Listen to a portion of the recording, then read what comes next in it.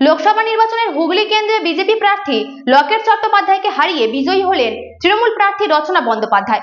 রাজনীতির মাঠে একে অপরের বিপক্ষে লড়াই করলেও আদতে দুই প্রার্থীর মধ্যে বন্ধুত্বপূর্ণ সম্পর্ক।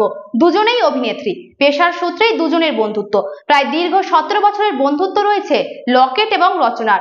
রাজনীতির লড়াইয়ে নেমে একে অপরকে কখনো কটু কথায় আক্রমণ করেননি। প্রথম দিন প্রচার কেন্দ্রে যাওয়ার পথে চারিদিকে শুধু ধোঁয়া দেখেছিলেন রচনা। 20 মে হুগলি কেন্দ্রে লোকসভা ভোট হয়েছিল। ফল প্রকাশের আগের দিন গণনা কেন্দ্রে ঘুরে মন্তব্য করেছিলেন, সবার উপর মানুষ সত্য, ভোটের ফলাফল যা হবে তা মেনে নেবেন তিনি। সে প্রসঙ্গে আপনাদেরকে জানিয়ে রাখি, তখন রচনা ব্যানার্জি এক সংবাদ মাধ্যমকে জানিয়েছিলেন যে ভোটের প্রচার থেকে ছুটি পেলে ছেলের সঙ্গে প্রচুর সময় কাটাতে চান তিনি। প্রাগ দেশেও ঘুরতে যাওয়ার ইচ্ছা রয়েছে তার। অন্যদিকে বিপক্ষে দাঁড়ানো টলি অভিনেত্রী লকেট অভিনয় জগৎ থেকে এখন বহু দূরে, বরং রাজনীতিক হিসাবে নিজেকে পাকাপোক্ত করে তুলেছেন তিনি। তবুও হারতে হলো রাজনীতিতে নবগতার কাছে। এবার লোকসভা নির্বাচনে হুগলিতে আসলে তারকা যুদ্ধ হলো। অভিনয় জগতের দুই অভিনেত্রী ভোট যুদ্ধে একে অপরের প্রতিদ্বন্দ্বী ছিলেন। বড় পর্দা থেকে ছোট পর্দা, বিনোদন জগতে রচনা দিদি নাম্বার 1।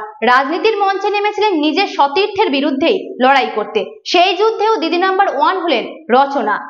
জমি আন্দোলনের ধাত্রীভূমি সিঙ্গুর থেকে আনুষ্ঠানিকভাবে নিজের রাজনৈতিক জীবনের সফর শুরু করেছেন লকেট। বিজেপি প্রার্থী লকেটের সঙ্গে ব্যক্তিগত সম্পর্ক অত্যন্ত মধুর বলে দাবি করেন রচনা। দুজনের সুসম্পর্কের কথা মেনেছেন লকেটও। দীর্ঘ 17 বছর বন্ধুত্ব রচনা এবং লকেটের।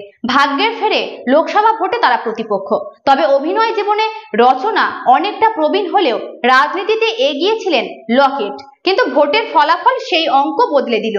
টলিউড অভিনেত্রী লকেট রাজনীতিতে এসেছিলেন অধুনা মন্ত্রী অরূপ বিশ্বাসের মারফত তৃণমূলে যোগ দিয়ে। খুব বেশি দিন অবশ্য তিনি ঘাসফুলে থাকেননি।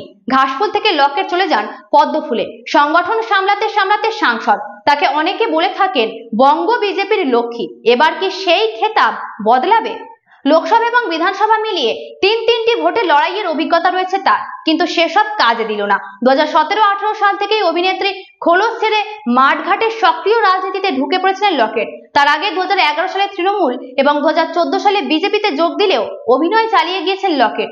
লকেটের চেয়ে বিনোদন জগতে সিনিয়র এবং রাজনীতিতে জুনিয়র রচনা। রাজনীতি এবং সিনেমা দুটি আলাদা বিষয়। বড় পর্দায় সতীর্থের সঙ্গে লড়াইয়ে নেমে জিতে গেলেন দিদি নাম্বার 1। ভোটের অঙ্কে পিছিয়ে পড়লেন বিজেপির প্রতিবাদী মুখ।